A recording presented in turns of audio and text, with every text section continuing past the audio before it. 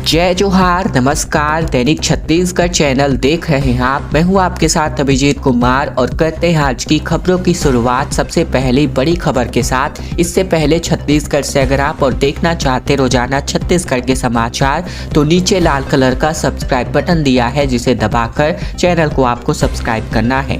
पहली बड़ी खबर, ऑफलाइन होंगी यूनिवर्सिटी की मुख्य परीक्षाएं और परीक्षा फॉर्म भरने की तारीखों का ऐलान भी हो चुका है। कोरोना महामारी का असर कम होने के बाद अब यूनिवर्सिटी की परीक्षाएं और मुख्य परीक्षाएं ऑनलाइन होने की बजाय ऑफलाइन होने वाली है। इसके लिए परीक्षा फॉर्म भरने का टाइम टेबल भी जारी हो गया है। छात्रों द्वारा 15 दिसंबर से परीक्षा फॉर्म भरे जाने हैं। 31 दिसंबर को फॉर्म सबमिट करने की अंतिम तिथि रखी गई है। इस संबंध में यूनिवर्सिटी के ऑफिशियल पोर्टल पर नोटिफिकेशन भी जारी हो चुका है।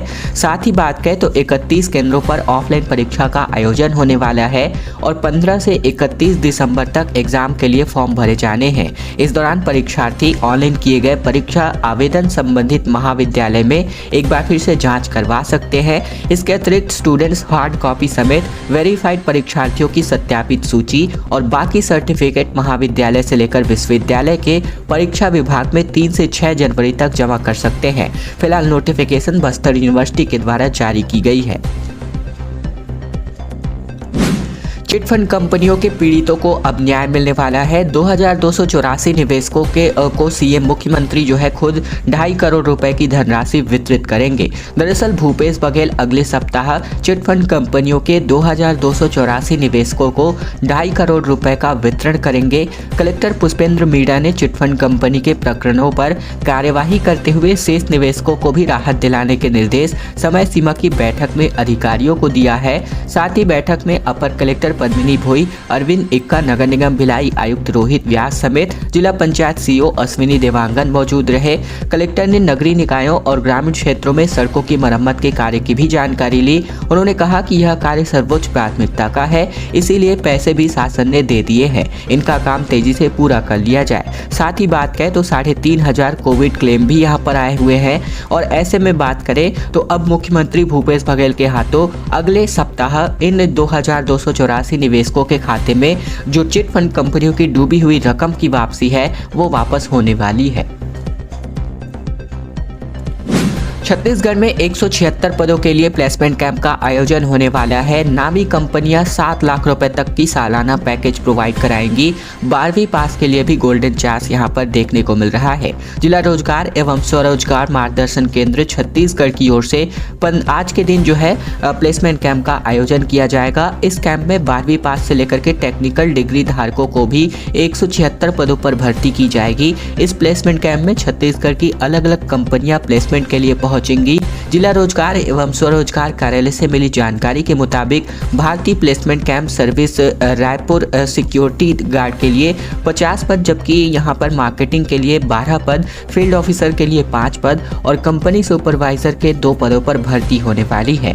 Vinayak job consultant Raipur computer operator के लिए 5 पद, बैंक ऑफिस एग्जीक्यूटिव के लिए 3 पद, सेल्स एग्जीक्यूटिव के लिए 10 पद, HR एग्जीक्यूटिव के लिए 5 पद, रिक्रूटर के लिए 5 पद, कंसल्टेंट के लिए 5 पद और अकाउंटेंट के लिए 6 पद देखने को मिल रहे हैं। साथ ही चार्टेड अकाउंटेंट के लिए 3 पद, सिविल इंजीनियर के लिए 5 पद, मैकेनिकल इंजीनियर के लिए 5 पद, इलेक्ट्रिकल इंजीनियर के लिए भी 5 पद और साथ ही सॉफ्टवेयर इंजीनियर के लिए 3 पद, IT इंजीनियर के लिए 4 पद और केमिस्ट के लिए 5, सुपरवाइजर के लिए 3, जबकि फिटर के लिए 3 पद पर भर्ती होने वाली है। इसके अलावा भी निजी मीडिया संस्थान की ओर से कैमरामैन के लिए 5 पद, वीडियो एडिटर के लिए 4, एंकर के लिए 5, रिपोर्टर के लिए 7 पद पर भर्ती होने वाली है। इसके अलावा भी विभिन्न यहाँ पर प्लेसमेंट कैंप का यहाँ पर आप जो डिटेल है वो आप नीचे जो डिस्क्रिप्शन बॉक्स है उसमें देख सकते हैं।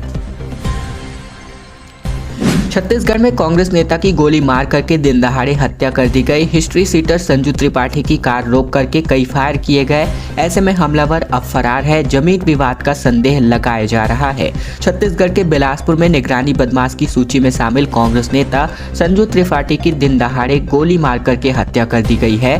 संजू की हत्या शाम 4 बजे के करीब सकरी बाईपास चौक में उस वक्त की गई जब वो फार्म हाउस से अपने घर लौट रहा था। एक ब्रेकर के पास उसकी MG हेक्टर कार धीमी हुई और दोनों तरफ से हमलावरों ने गोलियां चलाई। संजू के सिर और शरीर पर 3 से अधिक गोलियां लगीं और उसकी वही मौके पर ही मौत हो गई। जानकारी के मुताबिक कांग्रेस का पूर्व जिला महामंत्री संजू त्रिपाठी अपने तावा ताल गांव के फार्म हाउस से लौटकर वापस बिलासपुर के कुदुरन इलाके में स्थित अपने घर जा रहा था। वह अभी बिलासपुर मुंगेली रोड पर ही सकरी बाईपास के करीब पहुंचा था। इसी दौरान 2 कार में कुछ बदमाश पहुंचे और स्पीड ब्रेकर के कारण धीमी हुई कार पर ताबड़तोड़ फायरिंग कर दिया, जिसकी वजह से यहाँ पर हिस्ट्री सीटर जो संजू त्रिपाठी है, इसकी मौके पर ही मौत हो गई। आंगनबाड़ी कार्यकर्ताओं का प्रदर्शन निकलकर सामने आ रहा है। कार्यकर्ताओं सहायिकाओं ने पेंशन बीमा समेत कई मांगों को लेकर के सरकार के खिलाफ हल्ला बोला है। छत्तीसगढ़ के बात करें तो आंगनबाड़ी कार्यकर्ता और सहायिकाओं में अभी काफी ज्यादा आक्रोश देखने को मिल रहा है। साथ ही अनिश्चितकालीन धरना प्रदर्शन इनके द्वारा किया जा रहा है। 20 फरवरी तक मांगे पूरी नहीं होने पर राजधानी में धरना देंगे। प्रदेश भर के यहाँ पर जो कार्यकर्ताएं हैं, साथ ही जो सहायिकाएं हैं, इनके द्वारा अब विधानसभा का घेराव भी होने वाला है। मिली जानकारी के अनुसार बात करें तो आंगनबाड़ी कार्यकर्ता और सहायिकाओं का अनिश्चितकालीन धरना प्रदर्शन शुरू किया गया है।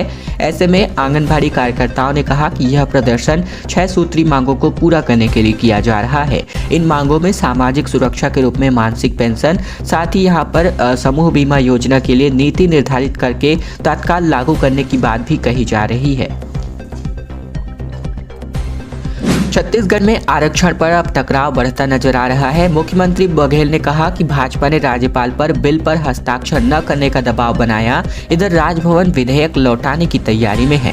दरअसल छत्तीसगढ़ विधानसभा से पारित 2 आरक्षण संशोधन विधेयकों पर राजभवन और सरकार के बीच टकराव गहराता जा रहा है।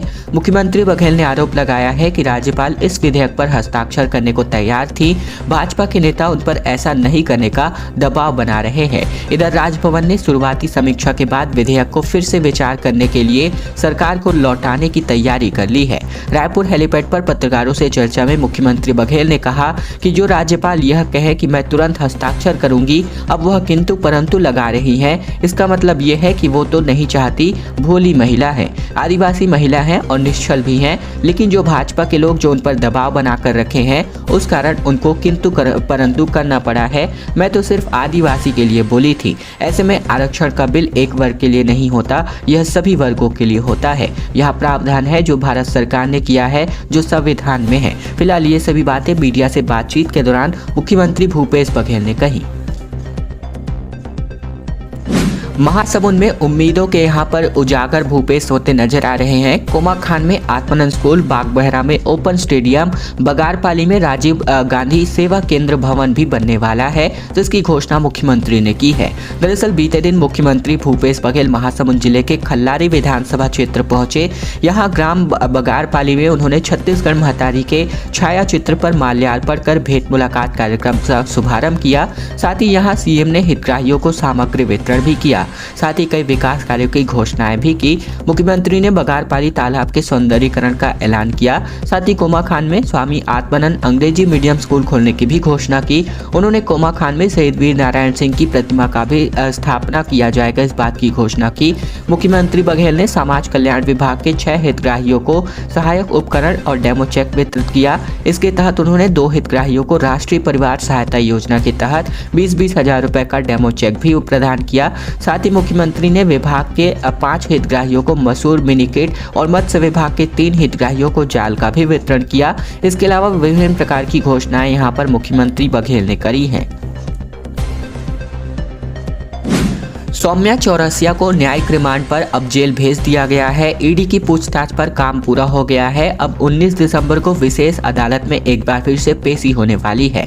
छत्तीसगढ़ के खनिज विभाग से जुड़े मनी लॉन्ड्रिंग के मामले में विशेष अदालत ने मुख्यमंत्री कार्यालय की उप सचिव सौम्या चौरसिया को न्यायिक रिमांड पर जेल भेजने का आदेश दे दिया है। उनको अब 19 दिसंबर को फिर से अदालत में पेश किया जाएगा। इसके पहले प्रवर्तन निदेशालय यानी ईडी की रिमांड खत्म होने के बाद एजेंसी ने रायपुर की विशेष अदालत में उसे पेश किया था। प्रवर्तन निदेशालय ने 11 अक्टूबर को प्रदेश के कई अफसरों और कारोबारियों के 75 ठिकानों पर छापा मारा था।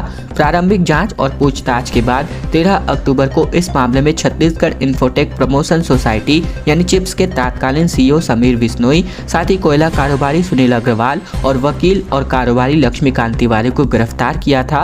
उनको 14 दिन की ईडी रिमांड में पूछताछ के बाद न्यायिक हिरासत में जेल भेजा गया है। 29 अक्टूबर को इस मामले में एक अन्य आरोपी सूर्यकांत तिवारी ने अदालत में समर्पण दिया। 10 दिन की पूछताछ के बाद सूर्यकांत को भी न्यायिक हिरासत में भेज दिया गया था।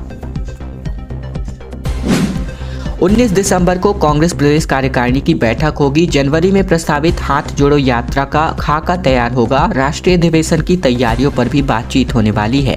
दरअसल छत्तीसगढ़ प्रदेश कांग्रेस कमेटी की विस्तारित कार्यकारिणी की बैठक 19 दिसंबर को तय हुई है। इसमें 26 जनवरी से प्रस्तावित हाथ जोड़ो यात्रा की रूपरेखा तय की जाएगी। इसी बैठक में फरवरी में प्रस्तावित कांग्रेस की राष्ट्रीय महाधिवेशन की तैयारियों पर भी बातचीत होगी।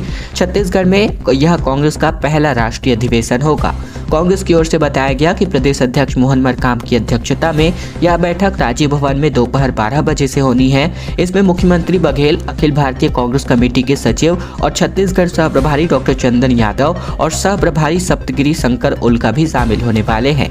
इस बैठक में प्रदेश कार्यकारिणी, जिला शहर कांग्रेस कमेटी के अध्यक्ष और मोर्चा संगठन प्रकोष्ठ विभाग के प्रदेश अध्यक्षों को भी शामिल होना है। NSUI ने ट्रेन के लोको पायलट को पहनाई हेलमेट, कहा केंद्र सरकार सुरक्षा करने में नाकाम साबित। वंदे भारत के महंगे किराए का भी विरोध किया गया। रायपुर रेलवे स्टेशन पर NSUI ने बीती शाम अनोखे तरीके से विरोध प्रदर्शन किया। वंदे भारत ट्रेन के महंगे किराए और बढ़ते एक्सीडेंट के खिलाफ विरोध किया गया। NSUI के कार्यकर्ताओं ने हेलमेट और मेडिकल किट लेकर ट्रेन के लोको पायलट यानी कि चालक को दे दी। ऐसे में इस पूरे विरोध प्रदर्शन का मकसद केंद्र सरकार की नीतियों का विरोध करना था। विपक्ष वंदे भारत एक्सप्रेस के महंगे किराए को लेकर भी सरकार को कोस रहा है। साथ ही बीती शाम 6 बजे तकरीबन जब वंदे भारत एक्सप्रेस रायपुर प्लेटफॉर्म पर खड़ी हुई तो NSUI कार्यकर्ता पूरी तैयारी के साथ पहुंचे। खैर दोस्तों, आज की खबरों का सिलसिला बस यही तक का था। अगर आपको यह वीडियो पसंद आए तो वीडियो को लाइक करना मत भूलेगा। चैनल पर नए हैं तो चैनल को सब्सक्राइब भी कर लीजिएगा ताकि प्रतिदिन की महत्वपूर्ण खबरें छत्तीसगढ़ समाचार हम आप तक रोजाना पहुंचा सके।